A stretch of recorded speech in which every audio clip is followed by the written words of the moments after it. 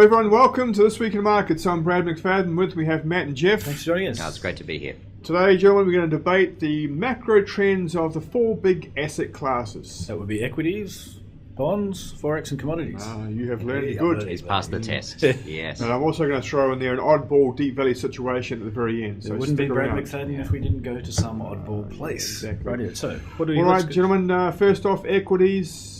Here we Where go. do we stand? We stand at virtually a new high for the average stock in the US. So this There is, it is, This yeah. is the value line chart we're looking Correct, at? yep. So index of 1,600 stocks, all equally weighted. Nice little zigzag motion up, working off an overbought condition every time, and up it goes again. What's I'd the say- problem here, Brad? No We're- problem. We're in the middle of a bull market there. We are, Mm. and we have been for like the last, 4.5 years, and it continues. And I would suspect, given the lack of appreciation or lack of belief that this market can go materially higher, we're probably only halfway through this bull market. You wouldn't want to fight this trend, would you? I mean, You know, every time, Jeff, people have tried to fight it. What's happened? You got know? a short covering rally. Yeah. You see, oh, here we go, short. All of a sudden, bang! You've just got spanked. yep. Good and proper. There are so bull market equities. Thanks, Syria. Just worked off an overbought condition. Now we're going to new highs.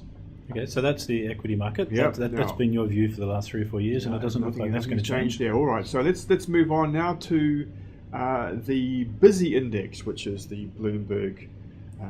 The index that gives you an appreciation of what treasuries as a whole are doing in the US. They're going down. That's all I need to know, Matt. They are going Genius, down. genius. Yes. Yep. I got a degree to say It's that. a perfectly established downtrend and no hint that this thing wants to turn around. Yeah. We had, just an interesting little side, we had Verizon with the biggest corporate debt issue ever. It was huge, yes. Absolutely huge. Now, what I want to also point out is that this sort of thing, these record debt issuances, tend to happen at tops of markets. Okay. Yeah? It was oversubscribed, 3 times. 3 times oversubscribed, record debt. There's certainly no shortage of demand for treasuries there, I think, Jeff. So a good contrary sign. If you think we've seen the last of the downside in treasury markets based on what's happened with the Verizon debt issue, no. Much more downside to come. Okay, is there some impact or relationship between the equity market and the bond market there? I think so. Well, as bonds go down, the money coming out of bonds will find its way into equities. I'm pretty sure of that. Okay, so risk seeking capital. That is right. Now, here is commodities. This is the old CRB, the CCI index. So 17 commodities equally weighted. This looks like it. Well, it looks like it's on a bear trend to me. Is it a bear trend or is it bottoming out? Well, I can go back and give you some more time, Matt. Want some more time? Here we are. Back to We have 2010. We have got a series of high lows there. Well, it depends how you look at it. From a long-term perspective, this looks rather sick. In fact, It does, if yeah. I go back to 2005, nothing magical than that in that time.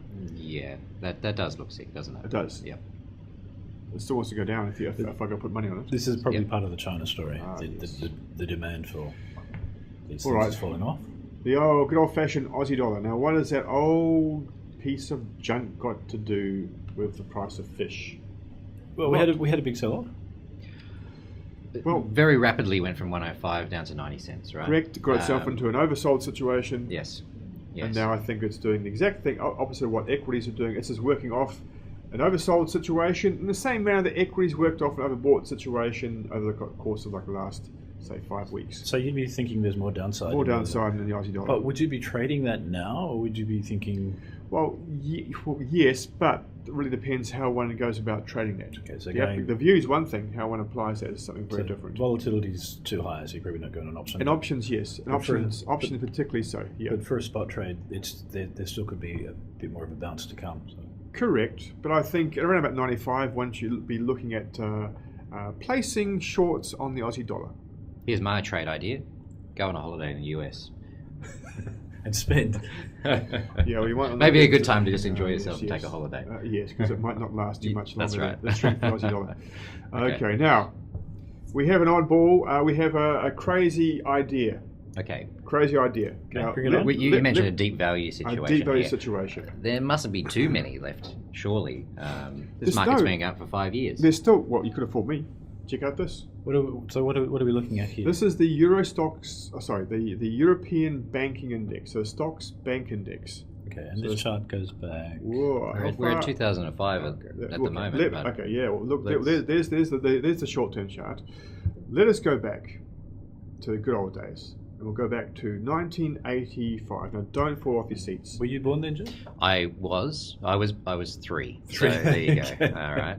Well, we can go back to 1985. I can go back to 1983 if you want. I, Well, my I think we point- can see enough here. This is My Yeah, point. that if you bought European banks back in 1985 or 1983, you would have made exactly nothing over the next 30 years. Yes.